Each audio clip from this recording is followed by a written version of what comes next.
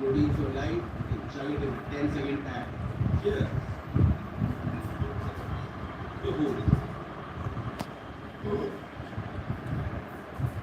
This is still over citizen. How will you do it?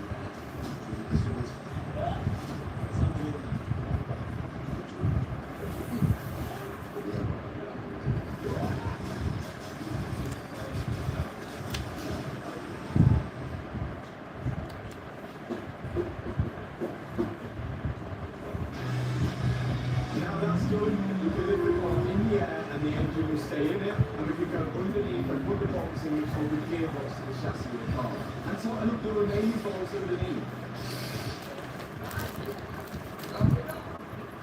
I know the Americans like to call it a drive shaft, but we like to call it a prop shaft. This slides onto the back of the gearbox and goes all the way down the car and connects to the differential.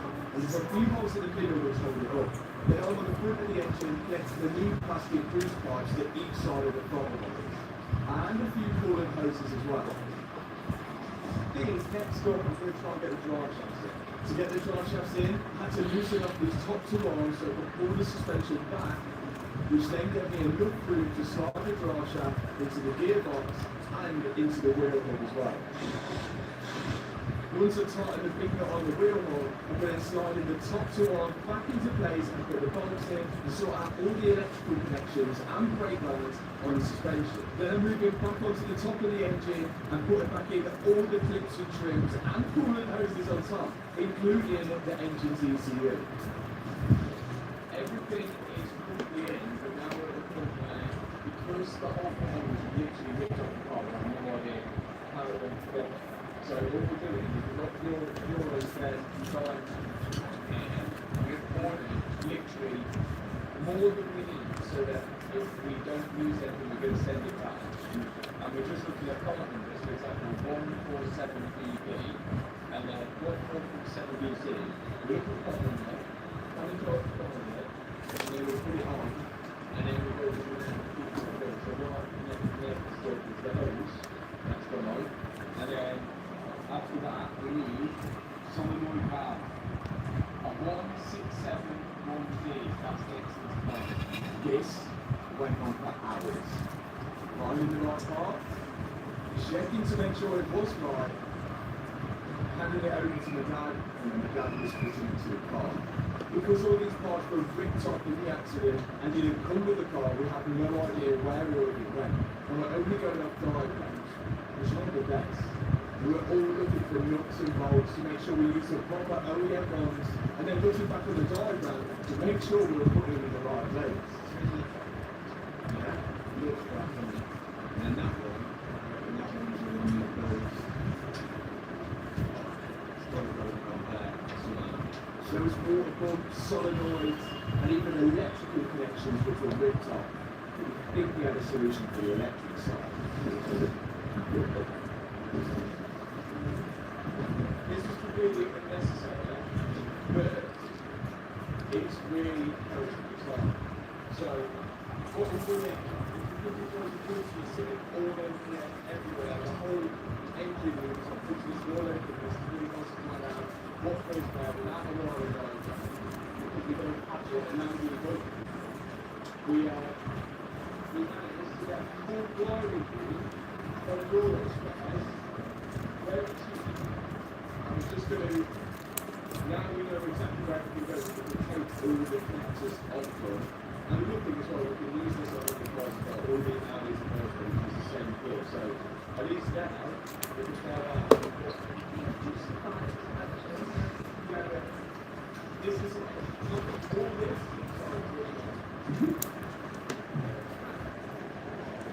Either that, or we can pull it with the joints. Seems extreme, but it is the most logical way we thought of working out where all these connectors went, and the least time consuming. Now that I can deepen the connectors of the wiring loom that we bought and pin them onto the original wiring loom, we now know exactly where they go and which colour wire goes into which pin. We've just got to do this 100 times over. There's a lot of broken electrical connectors on this car. A few connectors are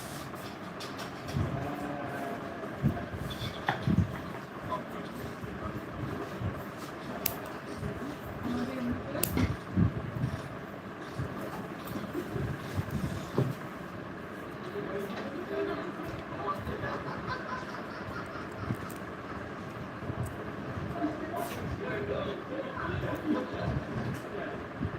know where we're at in the videos because we spent hours on this. We built the radiator pack, which on a normal car is fairly simple. This car really, it gets a bit complex. You have to bear with me through this section and then put your full thinking caps on because it's confusing. On a radiator pack, we've got air condenser, so this cools the gas in the air. That's why it's a really separate unit. It has a feed pipe and it also has a tail pipe. There we go to that. However, you have a feed pipe and a return pipe. Easy, light work, no problem at all. Then we have an intercooler on the left hand side of the car here, an intercooler on the right hand side of the car. This is quite common. Intercoolers turbos. We've got two turbos, one to the left hand side and one to the right hand side. We get something from the top of the turbo, round the turbo, below that the engine, so this part will go down here, down to the intercooler, down the bottom of it, out the bottom there, which is this one. It gets sucked through there and then into our inlet manifold. Right, it's exactly the same on the other side. All this is the cooling system in this car. It must really struggle with cooling because not only do you have one big radiator in the engine, which would usually consist of one water pump in the engine here, which would blow water, hot water, from the top of the valve, that will then go around, come out through the bottom of the line, and go back into the engine. Simple, light work, we have a thermostat in there. Job's good, there is an electric thermostat in, but we won't even get into that because that's not our issue. That wasn't enough. They decided they wanted to put one more radiator in, and then another radiator in, because if we get those through the cold water, not only that, they also decided to put an extra water pump to these radiators, extra water pump because one wasn't enough. And also on this side, they decided to put another water pump for these radiators because two wasn't enough. And it gets worse because down here is a solenoid. This solenoid is used for the gearbox cooling, which has a full separate cooling system. When the gearbox oil is cold, the solenoid shuts the flow of cooling off going through the cooler at the front. And then when the gear oil gets to temperature, it opens up and lets the coolant go through the radiator at the front, which in turn allows the coolant to cool down and cool the gearbox oil down. And not only that, we found out there's also optional extras on this car to have an auxiliary heating pump. On this road, we have a pump on the side here, on some models, which I think even when you turn your ignition on, you'll be 20 watt cooling that goes into the cabin of the car, so you can have a hot car without having the engine on. Which you would, we never know whether this car had the cooling heater, we don't think it did, we just think this had the cooling. And now the hoses between all those switches, and you can't quite figure out what was what was cracked up, what was going through the oil, which you believe of some outfits in the radiator, some foam. And then let me just put you on to the driver's panel here. This one. Just nowhere. So we were missing some hoses, but instead we just used what we had in the workshop just to connect the pipes up to the correct places, and then wait for the proper ones to arrive. But at least now we can bring the rag pack to the car and connect up all the hoses from the rag pack to the car, including all the intercooler ones and the extra water ones. It does seem the newer these cars get, the more complex and harder to work on the get. Once the hoses are connected at the top, and then we're going to connect up the air conditioning lines, and then we're almost there.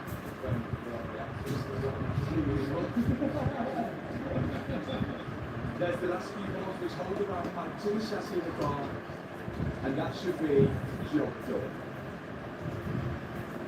The thing is, moved in, and moved in to an extent. There's still coats which are built out of the car, but none of these are required for it to start and move. should be able to put oil in it. You should be able to put fuel in it without all the pouring all over the floor. There is one less thing you've got to fix with before you worry about that. That's the exhaust that handles the air back there. And as well, which is critical, that's the starter. You need to make sure that exhaust is on. When you say there's no exhaust, it's going to be overflow. Let's get that in there. There is a full Valvetronic titanium exhaust system for the units. Luckily, this exhaust is bad, so you can have the choice of whether it's loud or a little bit less loud. We're just going to fit it. It slides into the original full pipes and then works its way from the middle backwards, using all the original mounting ports.